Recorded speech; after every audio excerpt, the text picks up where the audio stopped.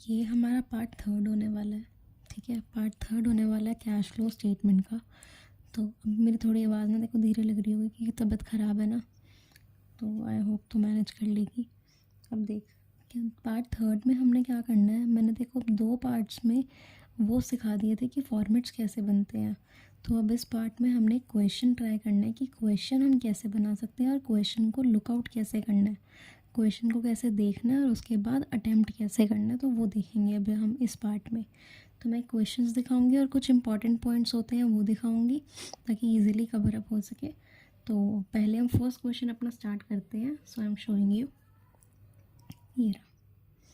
ठीक है, यहाँ पे ऊपर कुछ नहीं लिखा। Following are the balance sheets of Sunshine LTD. एक सनशाइन एलटीडी क्या है, कंपनी है और उसकी बैलेंस शीट दी हुई है। तो आपको बेसिकली एक बैलेंस शीट दी होती है। यहाँ पे ये देख, ये भी क्या दिख रहा है मुझे, ये है मेरा इक्विटी एंड लायबिलिटीज़ वाला कॉलम। तो यहाँ पे अगर मैं एक ही चीज़ ध्यान से देखना शुरू करूँ तो मैं क्या देखती हूँ यहाँ कि पहले मेरे पास गिवन है शेयर होल्डर फंड। ठीक है, पहला क्या गिवन है, share holders fund. Share holder fund के नीचे क्या है मेरे पास, शेयर कैपिटल। तो शेयर कैपिटल, अब शेयर कैपिटल का मतलब क्या होता है हरलीन, शेयर्स। नॉर्मल क्या मतलब होता है, शेयर्स ना, तो इसका मतलब है शेयर्स। उसके बाद आता है रिजर्व्स एंड सरप्लस। हमने कहा ठीक है, बट फिर मैंने क्या देखा, इसके आगे 1 लिखा है। रिजर्व्स एंड सरप्लस के आगे नोट नंबर के कॉलम में क्या लिखा है, 1। तो इसको हम अभी जज करते हैं। पहले मैं देखो ये चीज़ समझाती हूँ। यहाँ पे लिखा है, डेट देख रही है, 31/3/2022 और 31/3/2021। तो अब यहाँ पे जो देखने वाली चीज़ है वो ये है कि ये आपका प्रीवियस ईयर है और ये आपका करंट ईयर है। आपको इस साइड प्रीवियस ईयर दिया होता है और इस साइड करंट ईयर दिया होता है। ये ज़रूरी नहीं होता, एक बार आप वहाँ पे ऊपर चेक कर लोगे तो आपको समझ आ जाएगा प्रीवियस कौन सा है, करंट कौन सा है। तो यहाँ पे मुझे दिया हुआ है प्रीवियस ईयर और यहाँ पे मुझे दिया हुआ है करंट ईयर। शेयर, अब पहले हम एक एक चीज़ से स्टार्ट करते हैं। शेयर कैपिटल है, शेयर कैपिटल मेरी पहले कितनी थी, 22 लाख, करेक्ट। अब मेरी करंट ईयर में कितनी दी हुई है, 24 लाख। क्या थी, शेयर्स मेरे दिए हुए थे, share capital 22 lakh previous year में थी और अब 24 लाख हो गई है। इतना समझ आया। तो डिफरेंस कितने का आ रहा है, 22 से 24 हो गई है, मतलब 2 लाख का डिफरेंस आ गया। पहले में पॉइंट में क्या है, 2 लाख का डिफरेंस आ गया। तो ये जो 2 लाख है, शेयर कैपिटल के आगे अगर आपका अमाउंट बढ़ रहा है तो इसका मतलब क्या होता है, इशू ऑफ शेयर्स। आपने शेयर्स इशू करे हैं, शेयर कैपिटल बढ़ रही है ना, मतलब आपने शेयर्स इशू करे हैं। ये नॉर्मल कॉमन सेंस वाली चीज़ है। ठीक है, तो ये कोई मैंने देखो पहले पूरा पढ़ाया हुआ कुछ नहीं बोला, ये नॉर्मली कॉमन सेंस वाली चीज़ है जो मैंने सिखाई कि अगर प्रीवियस ईयर में कम थी और करंट ईयर में बढ़ रही है तो मतलब इशू ऑफ शेयर्स हो रहा है। ठीक है, शेयर कैपिटल के आगे जो अमाउंट लिखा है। फिर चलते हैं हम रिजर्व्स एंड सरप्लस पे। ये क्या देख रही हूँ मैं, reserves and surplus. Reserves and surplus के आगे क्या लिखा है मेरा, 1। ये क्या लिखा है मेरा, 1। अब 1 क्यों लिखा है, नोट नंबर। तो क्वेश्चन क्या होता है, ये पूरा होता है बेसिकली, इसके नीचे ये बना होता है, फ़ोन ऐसा होता है ना जिस करके कम दिखता है। तो लायबिलिटीज़ के नीचे ये एसेट्स ये वाला कॉलम होता है, उसी के नीचे ये नोट्स टू अकाउंट्स वाला भी होता है। तो हमने क्या देखा था कि वहाँ पे लिखा था नोट नंबर 1, नोट नंबर के नीचे रिजर्व्स एंड सरप्लस के आगे 1 लिखा था ना, तो 1 पे हम गए। फिर हमने देखा ये रहा वो रिजर्व्स एंड सरप्लस वाला। तो सेकंड पॉइंट हम लिख लेंगे कुछ भी होगा तो रिजर्व्स एंड सरप्लस में जाके मैंने क्या देखा, सरप्लस दिया हुआ है मुझे कितने का, पहले 4 लाख था अब 6 लाख हो गया। पहले 4 लाख था अब 6 लाख हो गया, मतलब 2 लाख का बढ़ावा हुआ, 2 लाख का बढ़ावा हुआ ना। तो सरप्लस मुझे गिवन है, अब तेको याद होगा, पहले तो मैं लिख देती हूँ फिर तेको से रिकॉल करवाती हूँ। सरप्लस मुझे 2 लाख का गिवन है, इतना ठीक है। बट अगर तुझे एक चीज़ याद हो तो मैंने क्या बताया था, जब भी हम फॉर्मेट होता है जो हमारा कैश फ्लो का, उसकी जो टॉप की चीज़ है वो क्या आती है हमारी, सरप्लस। सरप्लस का क्या करते हैं, current year minus previous year. क्या था हमारा वो सरप्लस वाला फॉर्मूला, सरप्लस के आगे लिखते हैं हम current year minus previous year. तो कर दे एक बार, करंट ईयर 6 लाख है, प्रीवियस ईयर 4 लाख है, तो 6 माइनस 4 करके कितना आता है, 2 लाख। तो 2 लाख तो वैसे भी आ रहा है और यहाँ पे 2 लाख हमारा वैसे भी आ रहा है। ठीक है, तो ये आपकी मर्ज़ी आप कैसे करते हो, बट ये तो स्टैंडर्ड फार्मूला होता है जो हमने उसमें अपने पूरे फॉर्मेट में डालना होता है। तो हमने इस चीज़ को देख लिया, जिसने नोट्स टू अकाउंट्स बताया इस चीज़ को हमने देख लिया। फिर हम 1 बाय 1 जो कर रहे थे ये चीज़ को देखते हैं। सेकंड पॉइंट दिया हुआ है नॉन करंट लायबिलिटीज़। क्या दिया, नॉन करंट लायबिलिटीज़। अब यहाँ पे था हमारा non current liabilities. Non current liabilities के नीचे सबसे पहली चीज़ मुझे क्या गिवन है, लॉन्ग टर्म बोरोइंग। क्या गिवन है, लॉन्ग टर्म बोरोइंग। अब लॉन्ग टर्म बोरोइंग का मतलब क्या होता है, जो तू समझती है, loans. Correct, long term borrowing का मतलब क्या होता है, लोन्स, जो हम नॉर्मली समझते हैं। तो अब मैंने क्या देखा, प्रीवियस ईयर में 3,40,000 था, अब कितना हो गया, 4,80,000। समझ रही है ये चीज़ को, पहले कितना था 3,40,000 और अब कितना हो गया 4,80,000। मतलब इंक्रीमेंट कितने का हुआ, इंक्रीमेंट कितने का हुआ तेरा, इंक्रीमेंट हुआ 1,40,000 का। इंक्रीमेंट तो 1,40,000 ही हुआ ना। 1,80,000 में से अगर आप 340 को माइनस कर दोगे तो कितना अमाउंट आएगा आपका, 0,0,0,0, ये 4, ये 1, 1,40,000। ठीक है, 1,40,000 बढ़ गया। जब लॉन्ग टर्म बोरोइंग आपकी बढ़ती है, इसका मतलब होता है आपने क्या लिया है, लोन लिया हुआ है, नया लोन लिया है ना। तो लोन आपने अब लिया है, तो मैंने ऐसे इशारे में देखो समझा दिया, लोन लिया है। तो लोन लिया कितने का लिया, वो हमने देखा 1,40,000 का लोन इंक्रीमेंट हुआ है, मतलब लोन टेकन है। क्या लिखते थे हम, लोन टेकन, ये लिखेंगे ना, लोन लिया है। करेक्ट है, आगे बढ़ते हैं। करंट लायबिलिटीज़, तो करंट लायबिलिटीज़ आपके नीचे क्या है, याद है करंट लायबिलिटीज़ और करंट एसेट का ट्रीटमेंट क्या होता है। करंट लायबिलिटी अगर बढ़ रही है और करंट एसेट अगर घट रही है तो ये प्लस होती है ऑपरेटिंग में, याद है ना।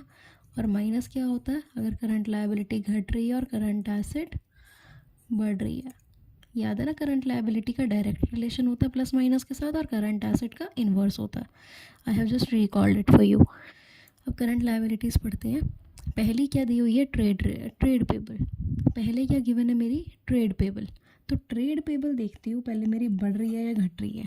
ये चीज़ हर दिन लिखनी नहीं होती पेपर में, ठीक है। ये जो मैं लिख के दिखा रही हूँ ना बेटा, ये देखो अपने आप समझना है कि ऐसे हो रहा है तो उसमें यहाँ डाल दो, वैसे हो रहा है सीधा फॉर्मेट में डालना है, आपने यहाँ नहीं लिखना।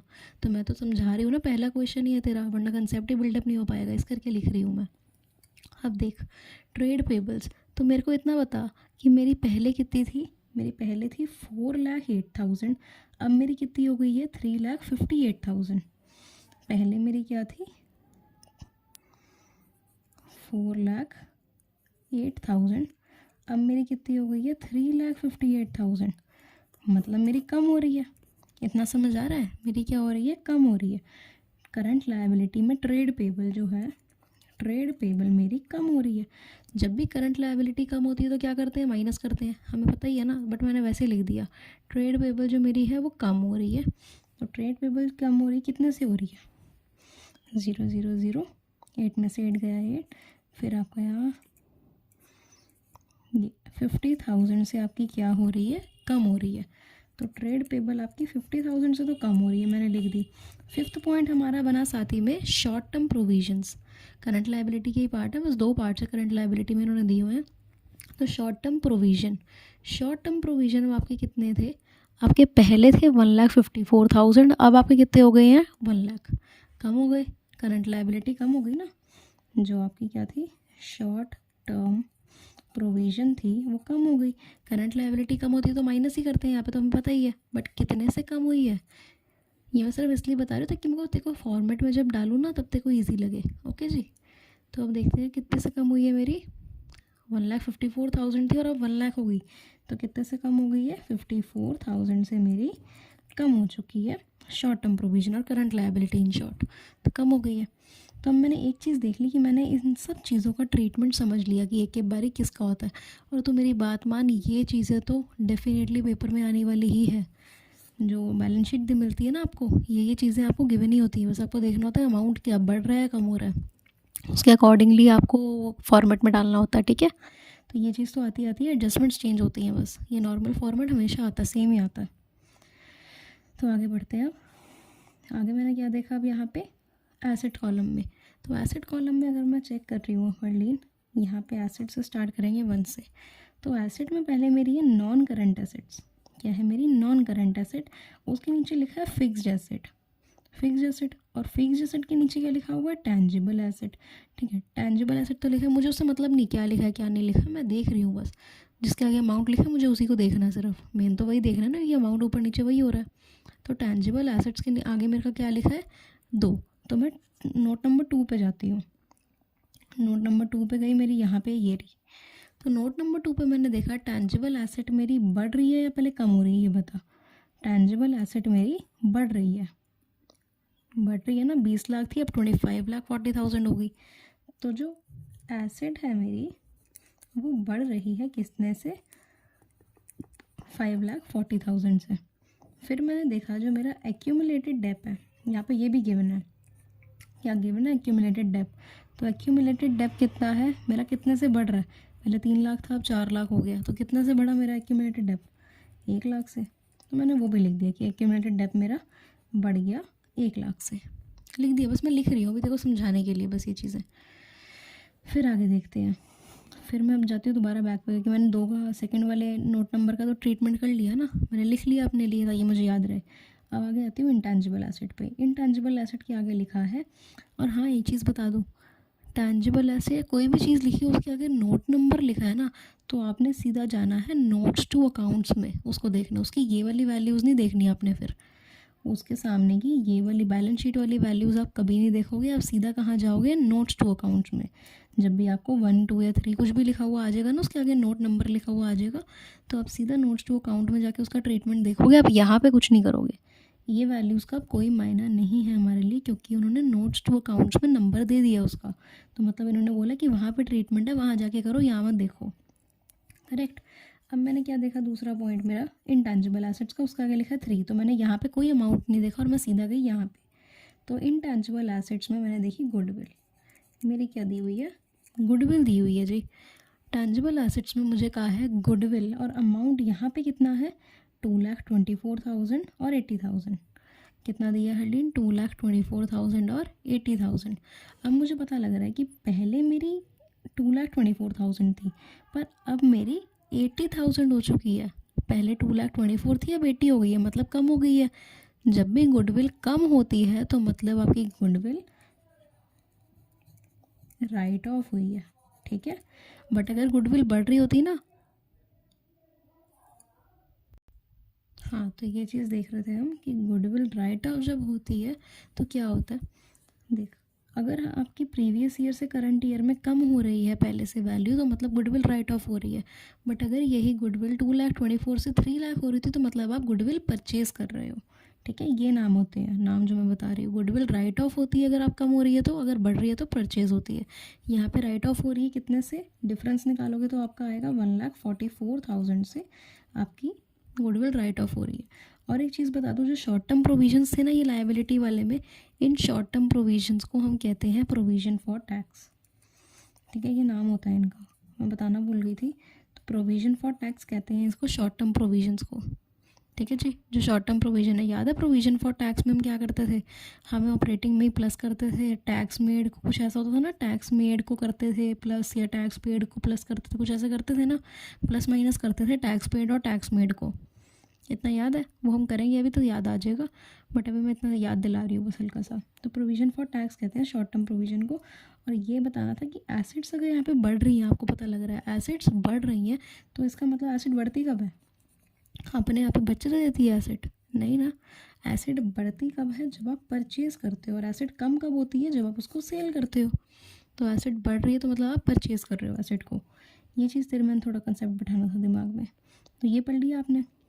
उसके बाद देखते हैं ये, उसके बाद क्या देखने वाली चीज़ है हमारी, करंट एसेट्स पे क्या है। अब करंट एसेट्स की बात करते हैं, तो जो करंट इन्वेस्टमेंट, ये क्या है, पहला वर्ड करंट इन्वेस्टमेंट। ये करंट इन्वेस्टमेंट को हम क्या कहते हैं, मार्केटेबल सिक्योरिटी। करंट इन्वेस्टमेंट को हम कहते हैं मार्केटेबल सिक्योरिटी, ठीक है। ये मेन आपको याद रखनी, क्योंकि ये डी वाले कॉलम में आती है ना, याद है ना, मार्केटेबल सिक्योरिटी को ऐड करते थे और ओपनिंग उसको, ओपनिंग कैश बैंक को, तो ये मार्केटेबल सिक्योरिटी कहते हैं करंट इन्वेस्टमेंट्स को। देन कम्स, आपका ए पॉइंट हो गया, देन कम्स बी। तो बी में क्या है, इन्वेंट्रीज। इन्वेंट्रीज को तो हम करंट एसेट्स ही बोलेंगे।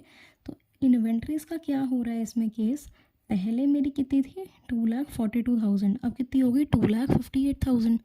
मतलब मेरी क्या हो रही है, मेरी ये बढ़ रही है, मेरी बढ़ रही है इन्वेंट्रीज, तो करंट एसेट बढ़ रही है। इस केस में तो करंट एसेट बढ़ रही है। करंट एसेट का नाम क्या है? इन्वेंट्रीज। ये भी लिख के दिखा दिया मैंने तेरे को। करंट एसेट का नाम क्या है? इन्वेंट्रीज। और बढ़ रही है, कितने से बढ़ रही है?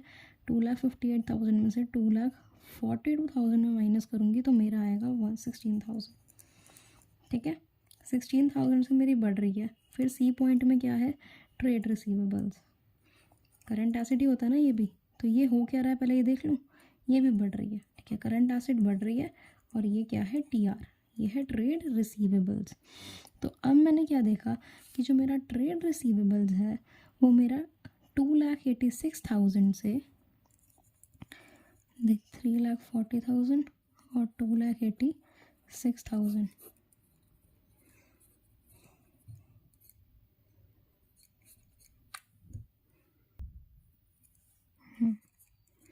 ये रहा आपका 54,000।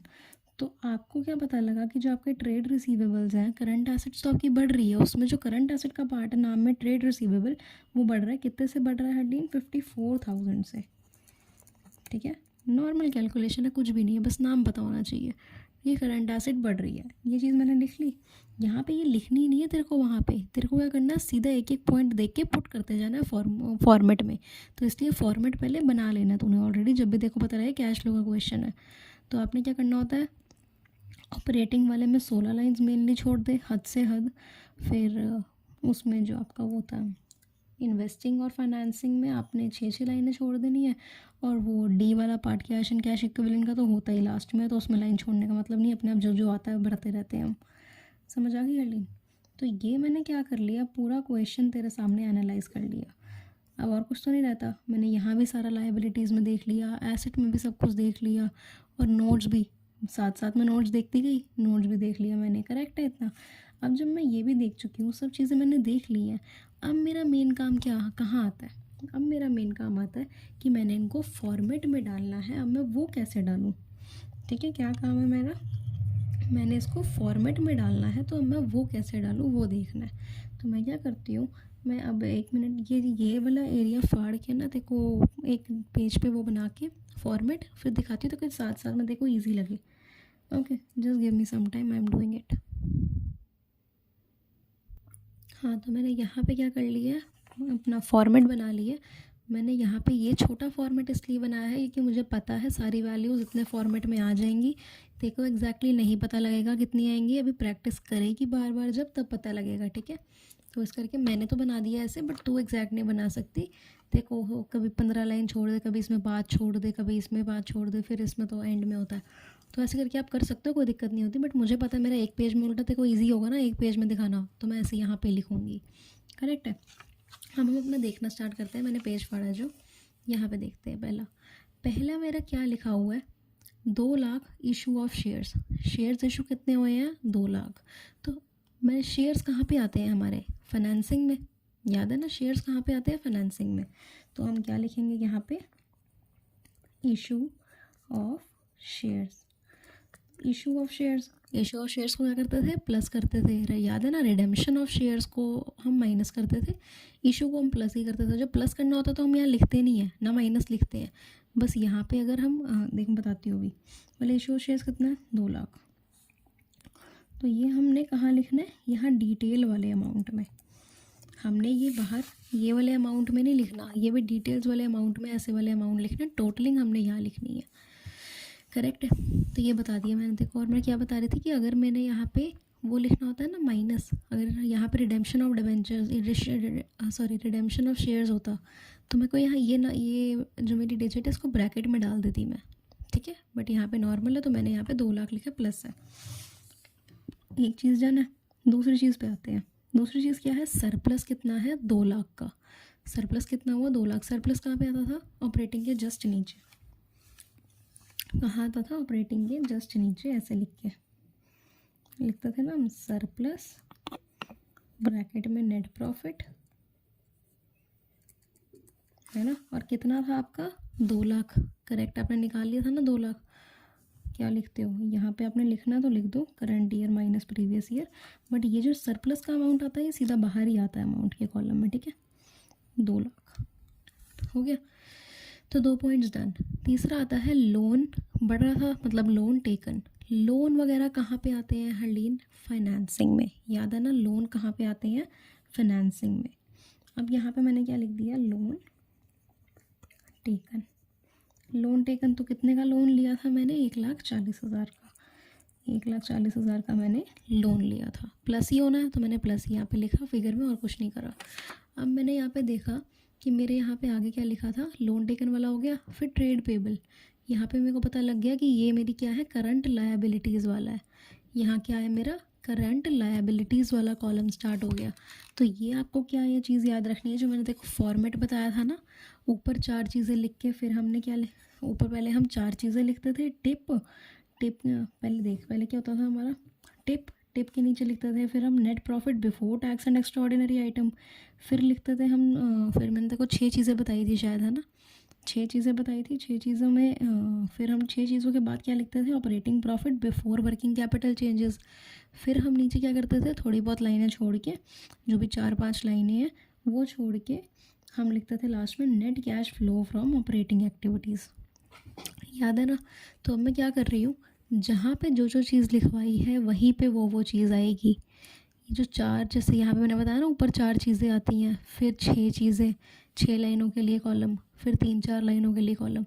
तो आप जो ऊपर 4 चीज़ों के लिए है ना, उन 4 चीज़ों में उनको शफल कर सकते हो आपस में, बट ऊपर वाली आइटम को बीच वाले उस एरिया में नहीं भेज सकते हो, या फिर नीचे वाले को ऊपर नहीं भेज सकते। जिसकी जो जगह बताई है फॉर्मेट में वैसा ही आएगा, ठीक है? उनको आपस में बदल सकते हो आप 1-2 ऊपर नीचे करके, पर आप नीचे वाली आइटम्स को ऊपर भेज दो फिर ऊपर वाली को नीचे भेज दो, ये आप नहीं कर सकते हो। तो मैं क्या बता रही थी? फिर हमारा था ट्रेड पेबल। हमारी करंट लायबिलिटीज़ कम हुई थी। हमारी क्या हुई थी? करंट लायबिलिटीज़ हमारी कम हुई थी। तो मैं यहाँ पे क्या लिख लूँगी? मुझे पता है जब यहाँ पे जो जगह जितनी जितनी आनी है तो मैं उसके हिसाब से ही लिखती हूँ, ठीक है? तो मैं यहाँ लिख लेती हूँ ये चीज़। यहाँ क्या लिखना है मुझे? ट्रेड पेबल डिक्रीज़ हुआ है, तो यहाँ लिख लेंगे डिक्रीज़ इन ट्रेड पेबल, ठीक है? डिक्रीज़ इन ट्रेड पेबल ये लिखते थे। और डिक्रीज़ है मतलब माइनस होगा। एक चीज़ ये नहीं होता है डिक्रीज़ है मतलब माइनस होगा। करंट लायबिलिटी अगर कम हो रही है तो माइनस करते हैं। और कितने की थी वो? 50,000 की थी, तो यहाँ पे ब्रैकेट में डाल दिया। फिर मेरा आता है STP, शॉर्ट टर्म प्रोविज़न में डिक्रीज़। बट मैंने देखो क्या बताया कि शॉर्ट टर्म प्रोविज़न मेरा क्या होता है? Provision for tax. Short term provision मेरा क्या होता है? Provision for tax. तो अगर आपको ये चीज़ याद हो तो मैंने आपको क्या कहा था? जो शॉर्ट टर्म प्रोविज़न है वो क्या होता है आपका? Provision for tax. तो जो टैक्स मेड होता है, मेड, वो ये इसको छोड़, अभी टैक्स मेड जो होता है वो यहाँ पे आता है टिप में। याद है टिप? तो टैक्स मेड आपका टिप में आता है, और आपका एंड में माइनस करते थे टैक्स पेड। याद है? एंड में माइनस करते थे टैक्स पेड। तो यहाँ पे क्या है? प्रोविज़न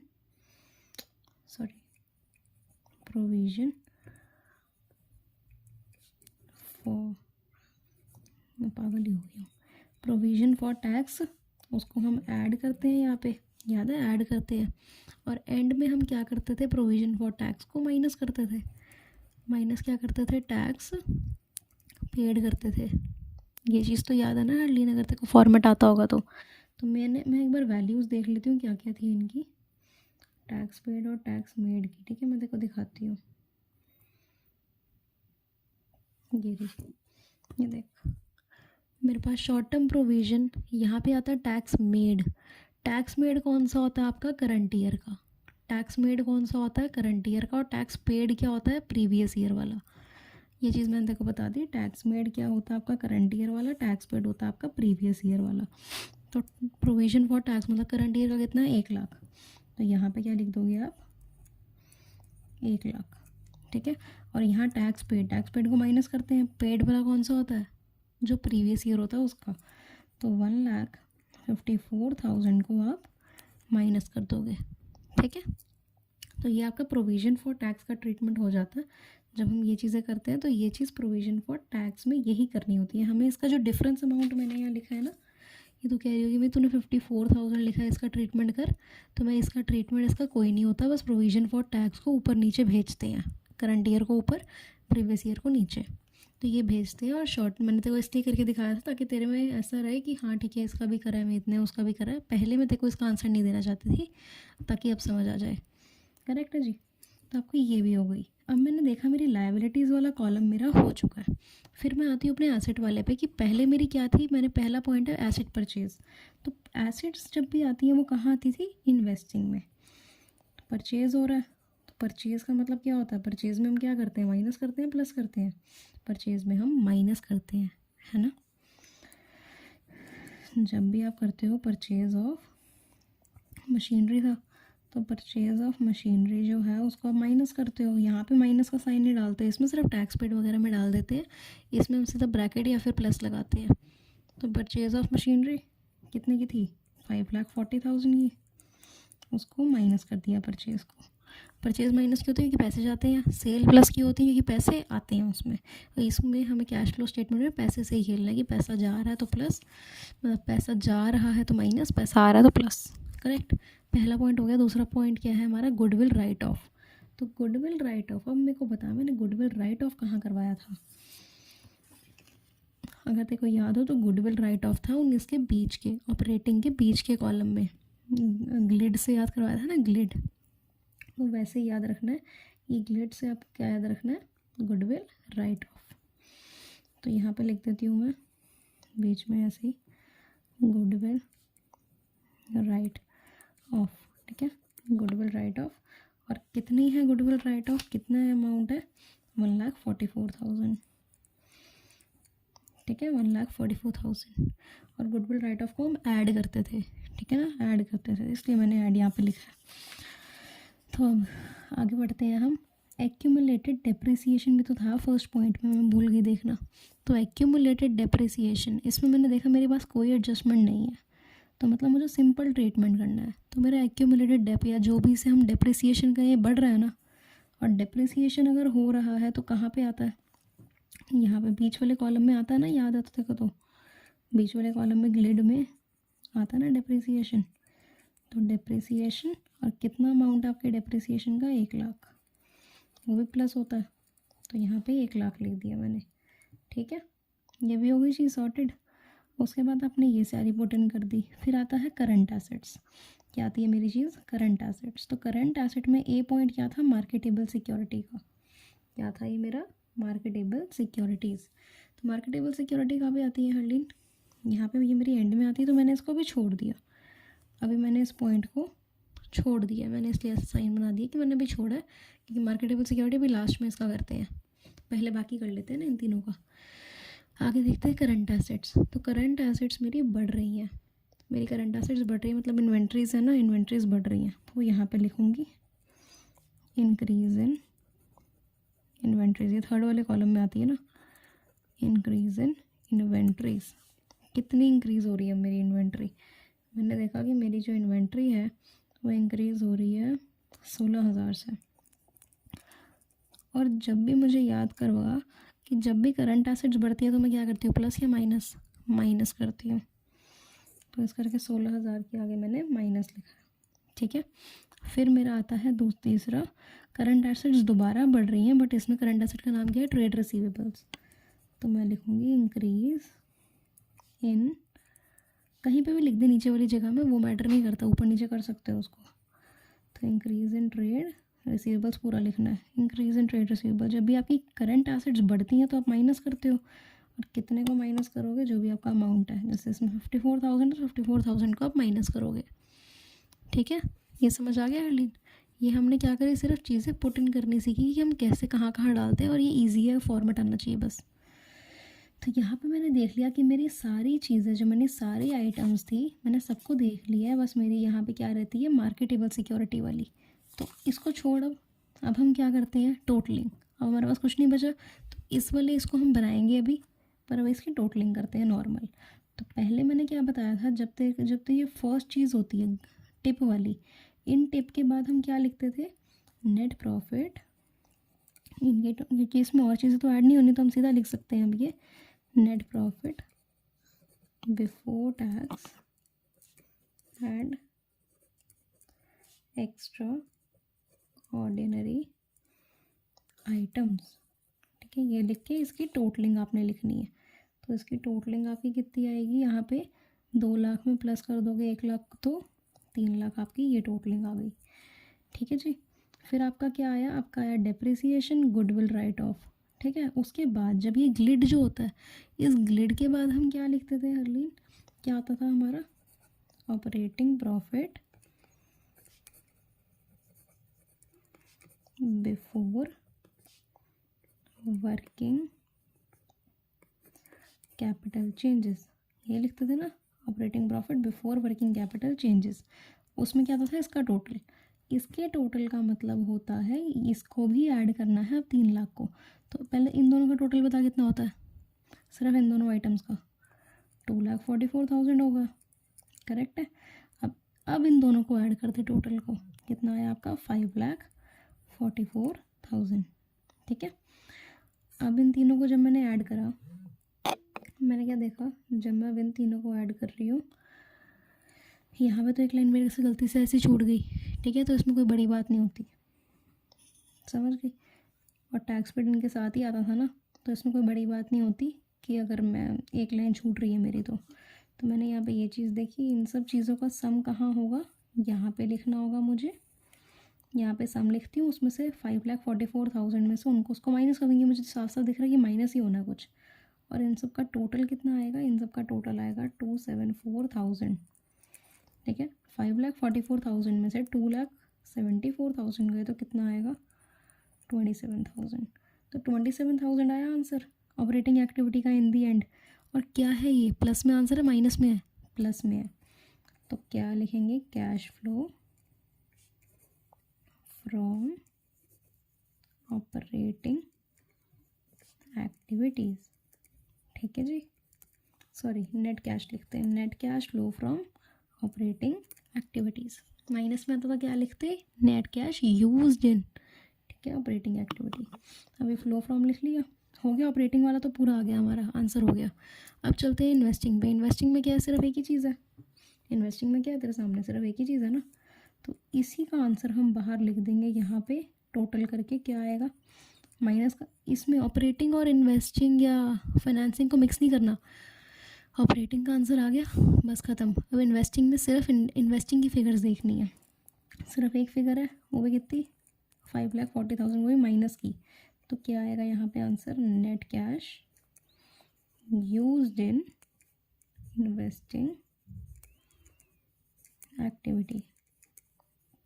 ठीक है जी, net cash used in investing activity. फिर आता है cash flow from financing activity. अब फाइनेंसिंग में करते हैं। फाइनेंसिंग का क्या है, मेरे पास 2 चीज़ें हैं और दोनों चीज़ें कौन सी हैं, ऐड होने वाली। मिक्स नहीं करना है इन्वेस्टिंग और फाइनेंसिंग को। इन्वेस्टिंग हो चुकी है, अब सिर्फ फाइनेंसिंग की फिगर देखनी। कितना है टोटल, 3,40,000 आ रहा है, 3,40,000 और प्लस का है ना, तो क्या लिखूँगी, net cash flow from financing activity. Sorry यार, थोड़ी गंदी राइटिंग आ रही है मेरे भी, क्योंकि तबीयत थोड़ी सी ऐसी है। Net cash flow from financing activity आ गया। अब मैंने क्या बताया था, देखो मैं क्या बताऊंगी, कैश एंड कैश इक्विवेलेंट में क्या होगा, अब हमें वो देखना है। तो मैंने सबसे पहली चीज़ देखो बताई थी, A+B+C करके लिखना है फॉर्मेट के हिसाब से। तो ए का टोटल क्या था आपका, 27,000। 27,000 में आप प्लस करो माइनस का 540,000, 5,40,000 मतलब क्या कर लोगे आइडियली, 27,000 में से माइनस करना है 5,40,000 और फिर ऐड क्या करना है 3,40,000। जब आप इसको सॉल्व करोगे तो आपका टोटल बनेगा, जो आपका टोटल आएगा वो आएगा 70,000। करके देख एक बार अभी, तो 70,000 आया। 70,000 के बाद हम क्या करते थे, प्लस करते थे ओपनिंग कैश एंड बैंक। क्या करते थे, plus opening cash and bank. तो मैं देखो क्वेश्चन दोबारा दिखाती हूँ, 1 सेकेंड दे मुझे बस। ये रहा, देख। तो आपका ओपनिंग कैश एंड बैंक कहाँ मिलेगा, कैश एंड कैश इक्विवेलेंट के आगे जो अमाउंट्स लिखे होंगे वो आएगा। तो ओपनिंग आपको चाहिए, मतलब प्री ओपनिंग ये है, प्री क्लोजिंग ये है, तो ओपनिंग क्या आपका 7,50,000, 7,50,000। और क्या प्लस करते थे हरलीन? ओपनिंग मार्केटेबल सिक्योरिटी, इसे ही प्लस करते थे ना, ओपनिंग मार्केटेबल सिक्योरिटीज़ को, तो ये भी प्लस कर दिया। ओपनिंग मार्केटेबल सिक्योरिटीज़ क्या होती हैं? Current investment. करंट इन्वेस्टमेंट कौन सी वाली चाहिए अब हमें? प्रीवियस ईयर वाली, जो कि क्या है? ओपनिंग है 3,00,000, प्लस करना है 3,00,000, ठीक है। और तो कुछ चीज़ नहीं आती इसमें, बस टोटलिंग हो जाती है। तो अब इसका टोटल क्या आया हरलीन? 7,50,000 में आप प्लस करोगे 3,00,000, मतलब 11,50,000। 11,50,000 में आप प्लस करोगे 70,000, तो आपका इन होल आ जाएगा 11,20,000, ठीक है। क्या आ गया? 11,20,000। ये जो 11,20,000 आया है, इसको हम क्या बोलते हैं? यहाँ पे हम कुछ नहीं लिखते, बस हम क्या लिखते हैं ब्रैकेट में, जब हमें रीचेक भी करना होता है, क्या लिखते हैं? किसके बराबर आना चाहिए ये answer? Closing cash and bank plus closing marketable security, यही करते हैं ना। और तो अब चेक कर ले, जो तेरा आंसर आया ना 11,20,000, क्लोजिंग मार्केटेबल सिक्योरिटी के बराबर आना चाहिए, मतलब क्लोजिंग कैश और उसके तरह। तो मैं तेरे को दिखा देती हूँ क्लोजिंग वाला भी, ताकि देखो तसल्ली हो जाए कि हमने क्वेश्चन सही करा है पूरा। तो जैसे आपकी ओपनिंग ये थी, तो क्लोजिंग आपकी क्या होंगी? ये वाली। तो क्लोजिंग कैश कितना आपका? कैश कितना है क्लोजिंग वाला? 640, सॉरी 340, तो 340 क्या है? हाँ, कैश एंड कैश इक्विवेलेंट के आगे क्या है? ओपनिंग 640, तो 6,40,000 आपका ओपनिंग है। 6,40,000 में आप क्या प्लस करोगे? ओपनिंग करंट इन्वेस्टमेंट्स है ना, तो 6,40,000 में जब आप 4,80,000 प्लस करोगे, तब भी आपका 11,20,000 ही आएगा। तब भी आपका क्या आएगा? 11,20,000 ही आएगा। तो इसका मतलब क्या होता है? आपका क्वेश्चन एकदम करेक्ट है। तो ऐसे होने ये पूरे क्वेश्चंस। तो ये हमारा क्वेश्चन पहला कंप्लीट हो गया। अब मैं तुझे कुछ इंपॉर्टेंट एडजस्टमेंट्स बता रही हूँ, बस वो तेरे को ध्यान रखनी है। तो मैंने जो इंपॉर्टेंट चीज़ें बतानी थी वो ये है, treatment of some important items. कुछ इंपॉर्टेंट आइटम्स होते हैं जिसका ट्रीटमेंट पता होना चाहिए, तो ये लिख लियो साथ साथ में। प्रपोज डिविडेंड जो होता है, आपको एडिशनल पॉइंट में गिवन होगा, एडिशनल पॉइंट में आपको लिखा होगा प्रपोज डिविडेंड। तो प्रपोज डिविडेंड क्या होता है? जो आपका प्रीवियस ईयर का होता है, उसी को कंसिडरेशन में लेना है आपने। जो प्रपोज डिविडेंड आपका प्रीवियस ईयर का होता है, वो आपका ऑपरेटिंग एक्टिविटी में प्लस होता है। पर याद है ना, जो टिप मैंने बताया था उसमें प्रपोज डिविडेंड भी था। तो प्रपोज डिविडेंड क्या होता है? ऑपरेटिंग एक्टिविटी में प्लस होता है और फाइनेंसिंग में माइनस होता है। किस नाम से? डिविडेंड पेड के नाम से। तो प्रपोज डिविडेंड का दूसरा नाम क्या होता है? Dividend paid. और डिविडेंड पेड क्या करते हैं हम? फाइनेंसिंग एक्टिविटी में से माइनस करते हैं। तो ये पहली आपका हमारी एडजस्टमेंट हो गई प्रपोज डिविडेंड की। Second comes is interim dividend. Interim dividend याद है ना, टिप में आई से इंटरिम डिविडेंड होता था। तो इंटरिम डिविडेंड आपको कहाँ गिवन होगा? बैलेंस शीट में कभी नहीं होती जो चीज़ें गिवन है ना, लिखा है एडिशनल पॉइंट, मतलब आपको वहीं पे ही मिलेंगी।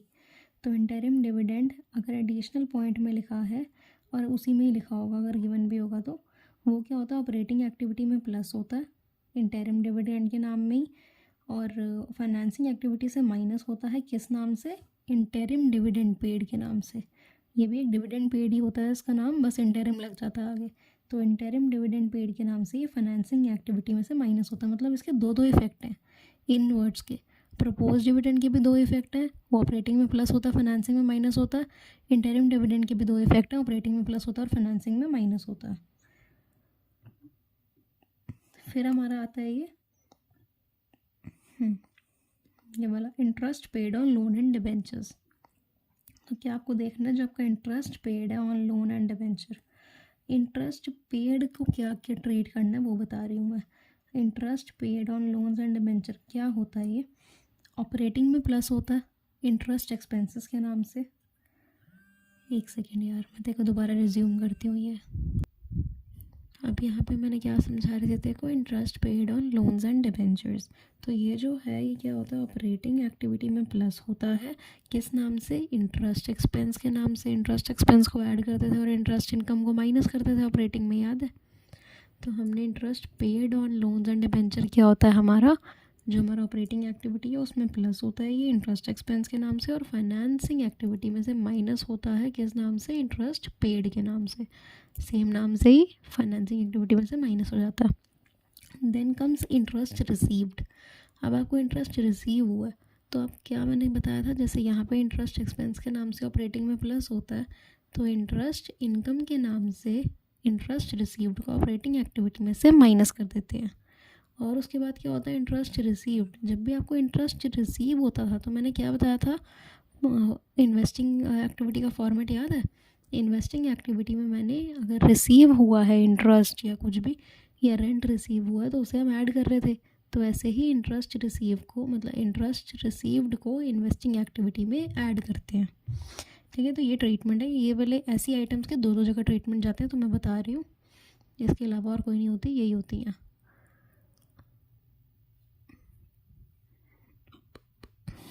Then comes goodwill return of. तो जो गुडविल रिटर्न ऑफ है,